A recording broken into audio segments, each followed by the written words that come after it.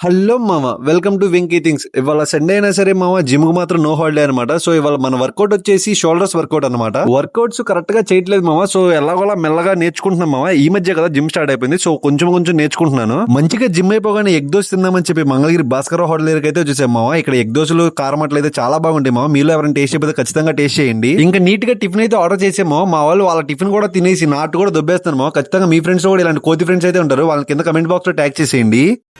ఏం చిల్లర కాదురా మీరు. ఇంకా మంచిగా టిఫిన్ అయితే తినేసామో. సరే కదా, కొంచెం జుట్టు పెరిగింది, కటింగ్ చేయించుకుందాం అని చెప్పి పక్కన కటింగ్ షాప్ దగ్గరికి అయితే వెళ్ళామో. సండే కదా, చాలా మంది జనాలు ఉన్నారు, సో కొంచెం సేపు వెయిట్ చేస్తూ ఉన్నాం అనమాట. సండే రోజు ఏ టైంలో కటింగ్ షాప్ కి వెళ్ళినా జనాలు ఉంటారు మామ. అదే మ్యాజిక్ నాకు అర్థం కాదు.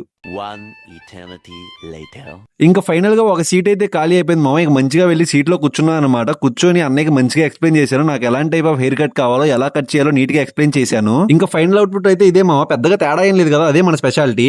ఇంకా అలాగా సాయంత్రం అయిపోయింది మామ. సరదాగా మా వాళ్ళందరూ పక్కనే ఉన్నారంటే కలవడానికి అయితే వెళ్ళాను. ఇంకా పక్కనే ఉన్న టిట్కో పార్క్ లో అయితే సరదాగా పిల్లలందరూ క్రికెట్ ఆడుతుంటే మేము కూడా కలిసి వెళ్ళి కొంచెంసేపు క్రికెట్ ఆడుకున్నాం. చిన్న పిల్లల దగ్గర బ్యాటింగ్ తప్పేసాడు.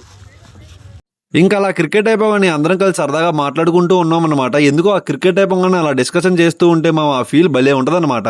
సరే మామ, మరి ఉంటాను, మళ్ళీ నెక్స్ట్ వీడియోలో కలుద్దాం. అంతవరకు ఫాలో ఫర్ మోర్.